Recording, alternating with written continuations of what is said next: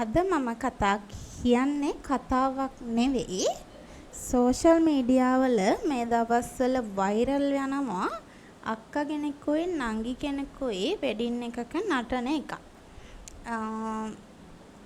අද මට ඒක ගැන කතා කරන්න හිතුණා ටිකක් මිනිස්සු එක ෂෙයා කරන විදිය ගැන. මට හිතා ගන්න බෑ ලංකාවේ මිනිස්සු ඇයි මෙහෙම කියලා ඒ එක එක කැප්ෂන් දානලා එක විදියට ඒක ෂෙයා කරනවා සෝෂල් මීඩියා වල. වගේම එක මිනිස්සු ඒවට බෑඩ් කමෙන්ට් උත් දානවා. මට හිතන්න බෑ ඇයි එහෙම කරන්නේ කියලා. එයාලා නටන්නේ එයාලගේ වෙඩින් එකේ නටන්නේ එයාලගේ සතුට වෙනුවෙන්. නටන විදිය අඩුපාඩු වැරදි තියෙන්න පුළුවන්. ඒ වුණාට ඒ විදියට ෂෙයා කරන එක එහෙම බෑඩ් කමෙන්ට් දාලා යාලව නෝන්ඩි කරන එක හරිද මං අහන්නේ. වැරදි නේද? චුට්ටක් හිතන්න. ඔයාට එහෙම නැත්නම් ඔයාගේ පවුලේ කෙනෙක්ට ඒ වගේ තත්ත්වයකට මුහුණ දෙන්න උනා නම් මොන වගේ මානසික තත්ත්වයක ඉන්නවද කියලා. චුට්ටක් ඒව ෂෙයා කරන්න කලින් ඒවට කමෙන්ට් කරන්න කලින් චුට්ටක් හිතන්න. ඇයි එහෙම කරන්නේ? ඔයාට එහෙම උනා නම් කොහොම දැනෙයිද කියන එක. ඒක ගැනම නෙමෙයි යම් කිසි දෙයක් කෙනෙක් කරනවා නම් ඒකේ අදකුද හොයන්න කලින් ඒ කෙනාව අගයන්න පුරුදු වෙන්න. ඒක තමයි වටින්නේ. ඒ වගේම ඒක ගැනම නෙවෙයි වෙන ඕන දෙයකට වෙන්න පුළුවන්.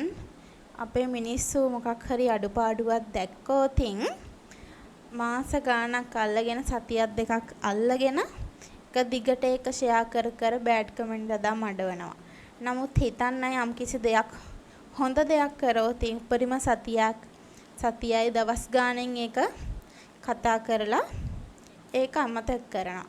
නමුත් මේක දකින්න පාරට නරක දෙයක් නම් කියන්නේ නෝන්ඩි කරන දෙයක් නම් ෂෙයා කරනවා. ලංකාවේ මිනිස්සු හරි වෙනස්. මටත් සමහර විට මේක ගැන කියනවා ඒගොල්ලෝ නටන විදිය වැරදි අනම්මනම් කියලා මටත් මේකට බෑඩ් කමෙන්ට් එන්න පුළුවන්. ඒ වුණාට කමක් නැහැ. මොකද මම දන්නවා මම කියන්නේ වැරදි දෙයක් නෙවෙයි කියලා. මම කියන්නේ හැමෝටම පොඩ්ඩක් හිතන්න දෙයක්. එහෙනම් ගිහින් එන්නම් මං කිව්ව දේ ගැන චුට්ටක් කල්පනා කරලා බලන්න. සමහරු ඉන්නවා දැක්කත් නොදැක්ක ගන්නට යන අය ඉන්නවා. ඒකට එහෙම කරන්න එපා කියලා කමෙන්ට් දාන අයත් ඉන්නවා. ඒ අයට නෙවෙයි මම මේ කියන්නේ. ඒක නරක විදියට ෂෙයා කරන අයට සහ නරක කමෙන්ට් දාන අයට.